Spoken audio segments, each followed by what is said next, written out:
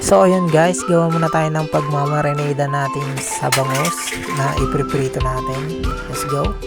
So ilalagay na natin ng isda na imamarinade natin karoon na marinade. Yan o. Yun natin yan. Tinitingin-tingin ka pa ha.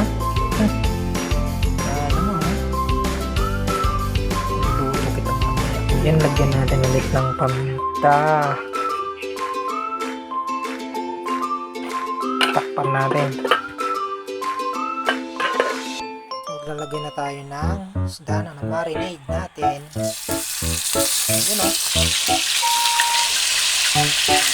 So ayan guys, luto na ang ating prinitong bangus with marinated tapok. Dami pa. Iyon, luto na ang ating pritong isda. Pop. So ayan, tikman natin kung anong lasa. Yummy te.